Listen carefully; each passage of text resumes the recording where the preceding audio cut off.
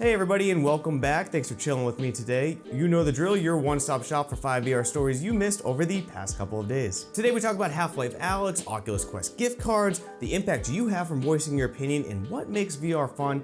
This is a fun episode to me and I'm very excited to get into it. But first, as always, a few things in VR that are making me happy this week. Yarwad Mixed Reality has created a mixed reality iPhone app for the Oculus Quest. Looking forward to seeing how this keeps progressing and info to come. This total knee replacement surgery simulation trainer, how VR will impact training in the workforce in the future, is very exciting to me and how I can implement this in my workforce. Finally, it came and went with some still available, but HTC found a strategy to keep their consumer VR market alive by surviving off deluxe audio strap sales.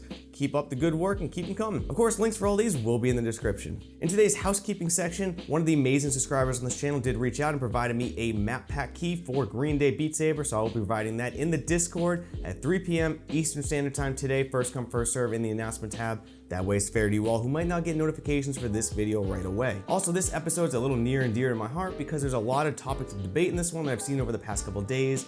It's my way of expressing what is interesting me, and I'd very much like to hear your thoughts on it. With that being said, please make sure to hit that like button to support this video, share with a friend, and with that being said, let's get into the VR news.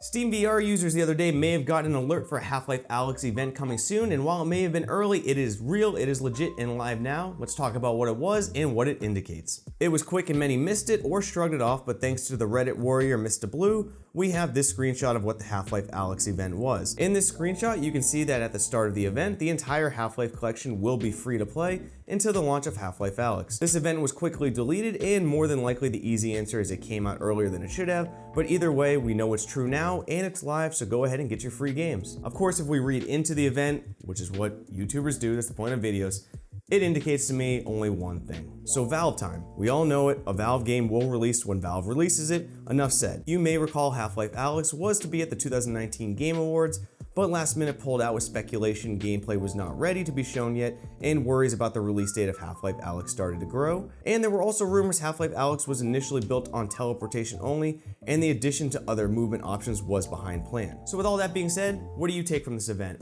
On one hand, the way I am going and the way I fully believe is that I don't think that this would happen if the release of March was not concrete. It seems a very, very, very likely play to build hype for the release in March, and I'm very assured at this point that it is going to release on time. On the other hand, however, though, we do know it is Valve time, of course, and this could be a way to please people, to get a little hype going before a delay message is incoming, but I'll be honest, I think that's unlikely. I think it's highly likely that Valve is on track for March release date. They're very excited about this, and they know the importance of this to VR because this game has a lot riding on in the VR community. I'm backing it, I'm very excited, and I fully believe it'll be coming in March. That's my take on this. Let me know yours though, down in the comments. Moving on, an interesting discussion came up about Budget Cuts 2, its new update and the impact of the VR hate mob mentality. Let's get into it. Budget Cuts 2 launched in December of 2019 to pretty positive reviews, and for those unfamiliar, is a stealth action game packed with fun combat, good humor, and unique VR mechanics. I bring up the unique VR mechanics because that is the heart of this debate and discussion that came up. In Budget Cuts, it has been teleport movement only, something many reel back and disgust of, but it was done beautifully with a portal gun that lets you hop around but also view areas where you shot the portals, setting up very interesting enemy takedowns and other scenarios that left a lot of user freedom and unique fun for VR moments to this game. Budget Cuts 2 recently launched the Mutators update, which adds things like homing knives, bullet time, more guns, and most notably, it added smooth locomotion to the game, one of the most requested features from users. Of course, many loved this update and a new user base was born. However, there were also skeptics, and while Jamie was by no means the only voice here, he's the first one I personally saw. In his tweet, you can see he is saddened that a groundbreaking and unique VR mechanic will be sidetracked by some and that the VR mob culture had a hand in this. I do note though that his take on this is self-aware and he does acknowledge his bias, but I have seen many people being annoyed by this move. I see this situation very similar to PlayStation exclusives also being now on PC coming, and it's very interesting why people can't just play the game they want and let others play the game they want as well.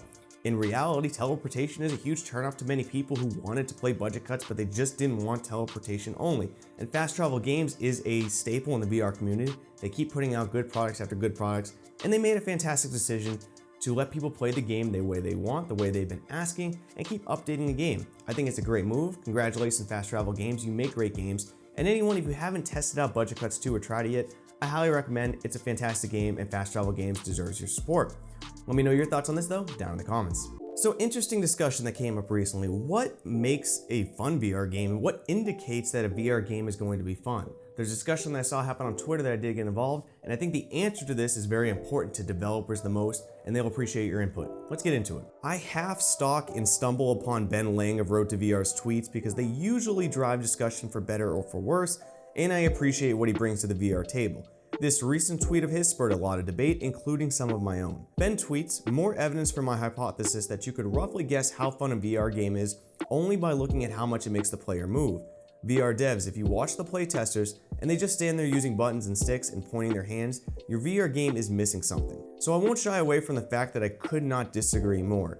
Using the arbitrary example of the game featured in his tweet, Pistol Whip, to me, it is a fun game, and my disagreement with his tweet is in no way a slight against that game.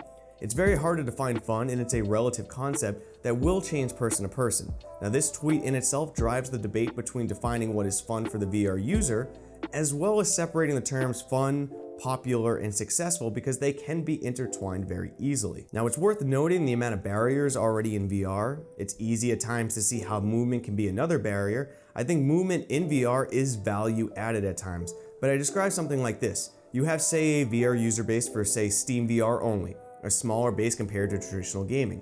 Now you make a game that will only apply to a portion of those users naturally, as any game coming out is just not going to appeal to everyone. And if the game takes crazy amount of movement, it again will only appeal to a smaller user base who accepts the movement.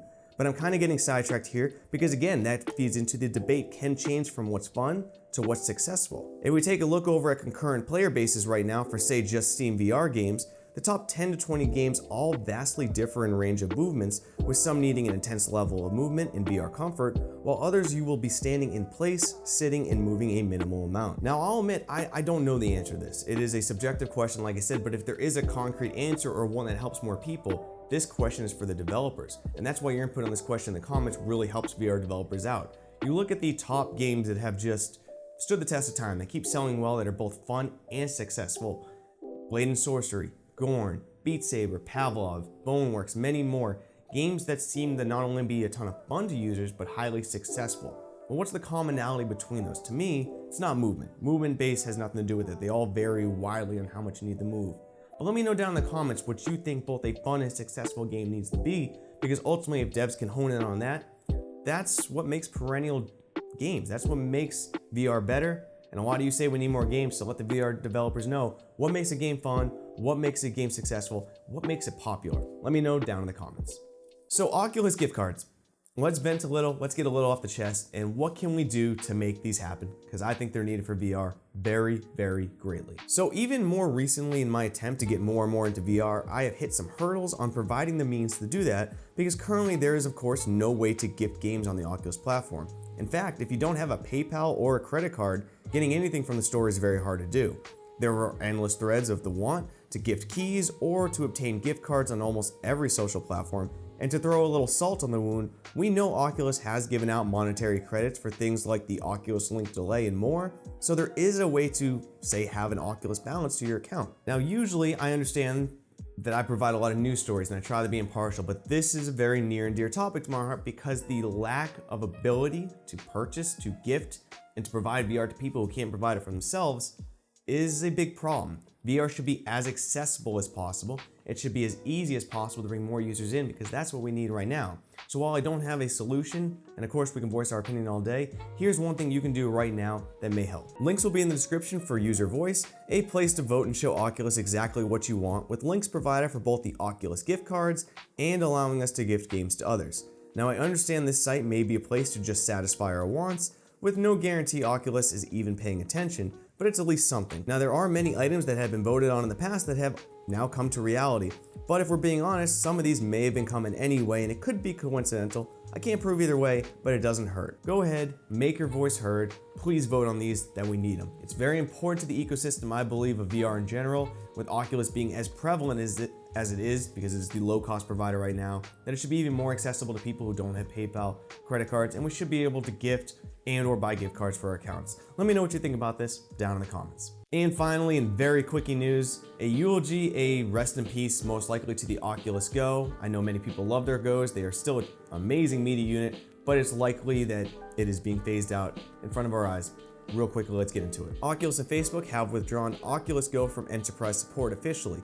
While this does not directly affect consumers with an Oculus Go, it is clear based on statements by Facebook and Oculus that their future R&D is fully focused on the Quest, and with the recent permanent low price of the Oculus Go, it's pretty clear inventory is being cleared and we are ending the 3 degrees of freedom era of Oculus. Again, this is no shade on the Oculus Go. For what it is a terrific unit, but I do stand by my opinion that at this point in time, with how many Oculus headsets there are, the Rift S, the Go, and the Quest, with the marketing that they are on it, and the way people are gifting the Go, sometimes gifting the Go without doing the research does more harm than good with what people are expecting. And I think it is probably time to move away from 3 degrees of freedom for the Oculus line. With that being said, that is the end of today's episode. Thank you guys for indulging me on some of these talking points that I've been really wanting to get off my chest and hear your thoughts. Please leave a like to support this video. Make sure to hit the bell icon and subscribe to never miss an upload. Join the spaceship on Patreon. Everything put in there gets reinvested right back to you guys because I want to keep giving back to the community. And with that being said, as always, I'll see you in the next one, VR Space Cowboys. Cheers.